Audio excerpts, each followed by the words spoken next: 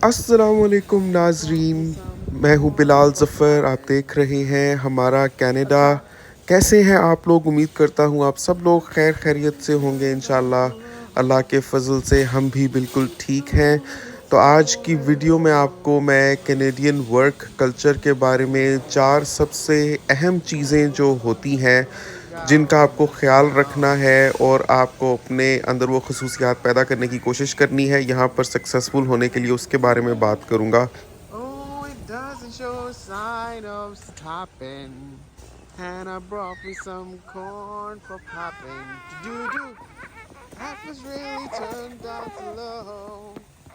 Let it snow, let it snow, let it snow. Let it snow, let it snow. ये कितनी प्यारी लग रही है देखो।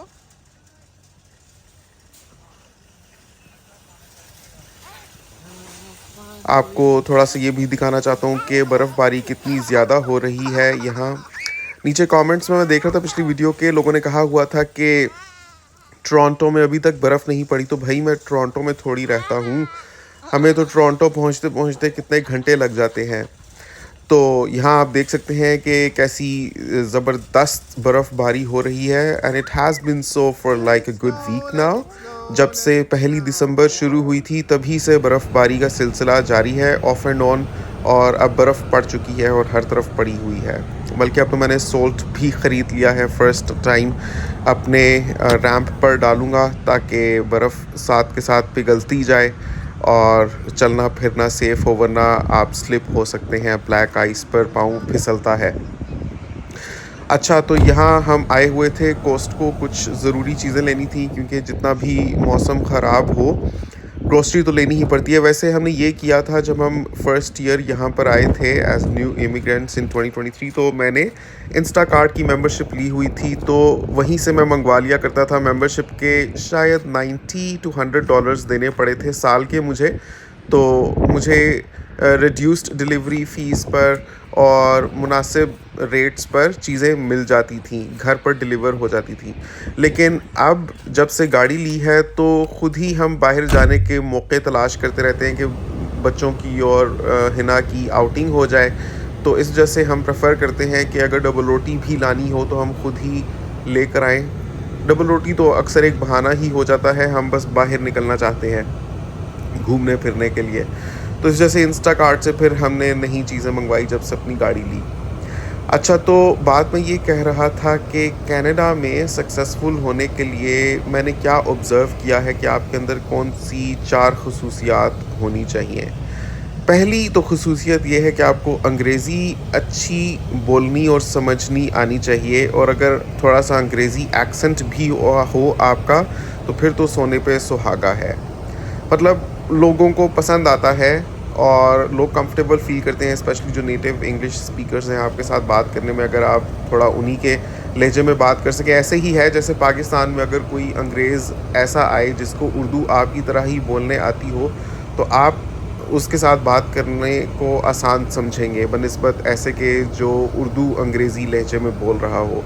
तो कहते हैं कि dress in Rome as Romans do.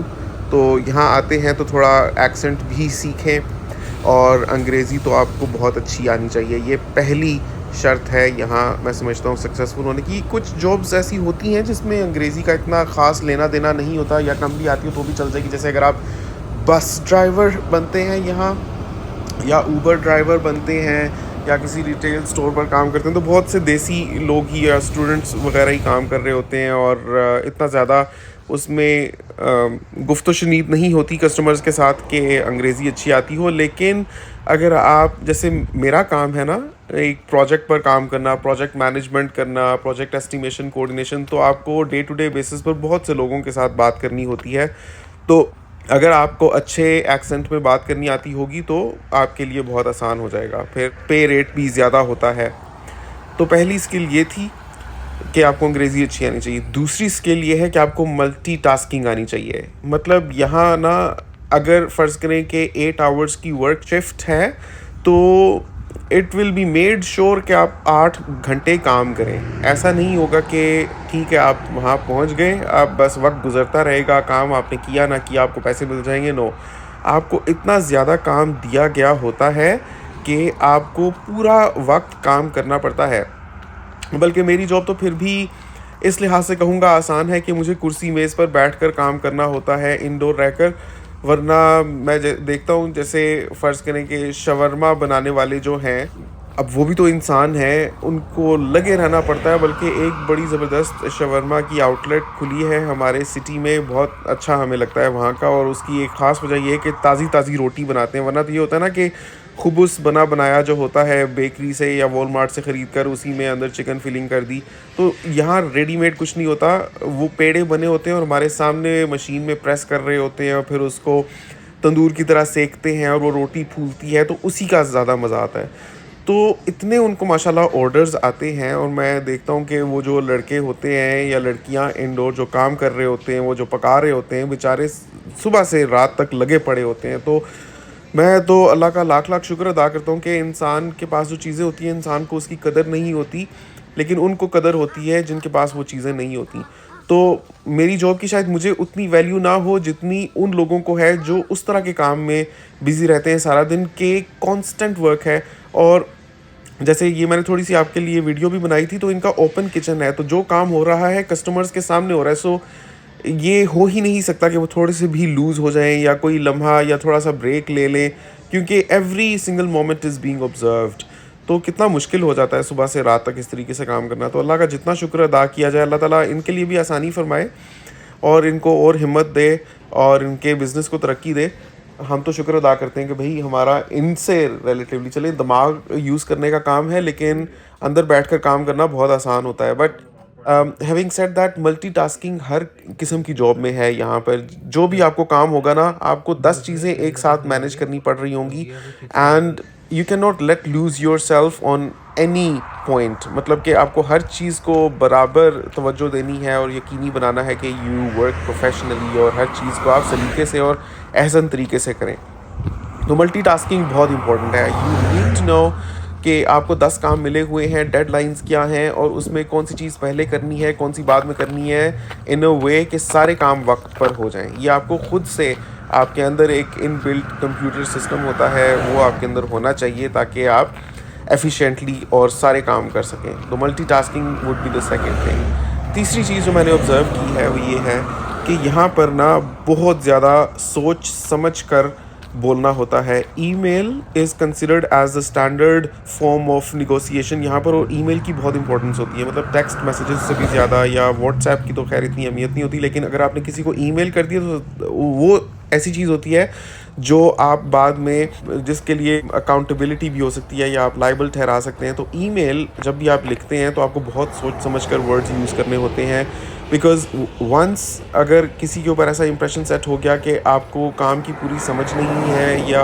आपको इदराक नहीं है या आपने अच्छे से होमवर्क या रिसर्च नहीं की हुई और आप बात कर रहे हैं, तो एक दफ़ा बुरा सेट हुआ हुआ impression lasts until the completion of project. फिर आप को उसी तरीके से अगला बंदा लेगा कि यार इसको समझ नहीं होती काम की।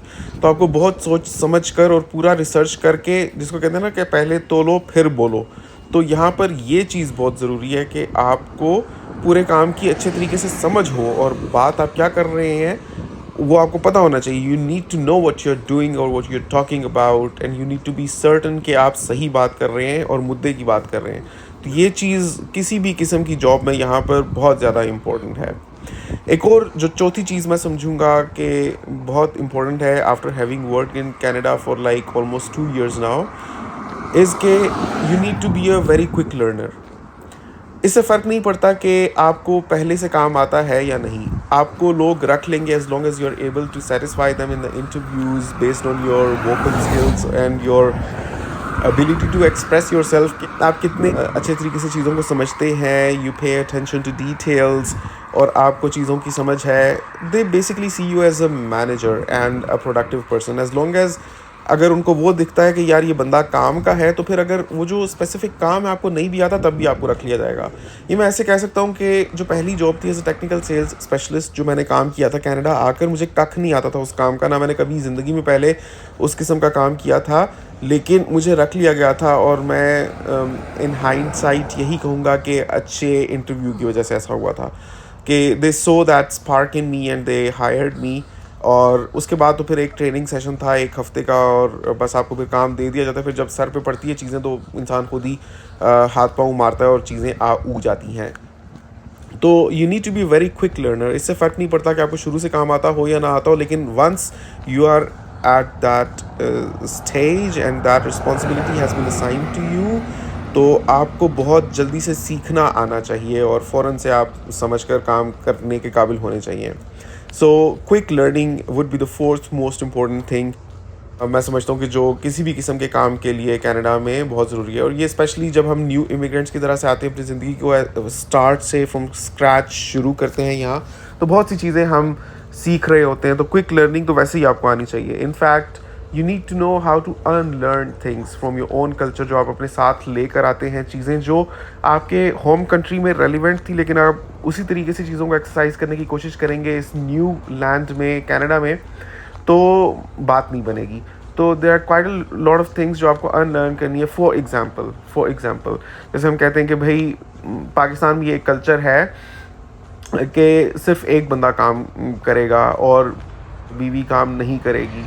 कनाडा में आप ऐसे रह सकते हैं, और अगर आप ऐसे करते हैं तो मैं समझता हूँ कि that's the best thing, because that gives your wife the time and capacity कि वो अपने बच्चों पर पूरी तवज्जो दे सकें। लेकिन वक्त और ज़रूरत पड़ते अगर आपकी वाइफ खुद से काम करना चाहती हैं या वो भी अपने लिए कोई करियर बिल्ड करना चाहती हैं, so you need to give her that space and flexibility कि वो भी ये काम कर सकें। सो अगर आप किसी ऐसे कल्चर से आते हैं जहाँ औरतों के काम करने को मायूब समझा जाता है, तो you need to unlearn that. तो वैसे मेरा अपना ज़ाती ख़्याल ये है कि अगर दोनों बंदे काम करें तो फैमिली का सुकून काफ़ी हद तक कॉम्प्रोमाइज़ हो जाता है। मेरे ख़्याल में जो ख़वातीन काम ना करके लेकिन अपनी फैमिली पर पूरी तवज्जो देती हैं और घर का भी ख़्याल रखती हैं और अपना भी ख़्याल रखती हैं, तो I think it's just as important, if not more, as men going out and trying to bring food to the table. The point I want to make here is that there are certain things, and ये मैंने just एक example की तरह से quote किया, there are many such things जिसके बारे में मैं बात कर सकता हूँ, लेकिन मैं यही कहना चाहूँगा कि there are quite a lot of things that लोग अपने साथ लेकर आते हैं अपने होम कंट्री से, और उसी के मुताबिक अपनी ज़िंदगी यहाँ जीते रहने की कोशिश करते हैं, तो वो इंटीग्रेट नहीं हो पाते इस सोसाइटी में। तो आपको नए तौर तरीके सीखने पड़ते हैं। So you need to be a quick learner.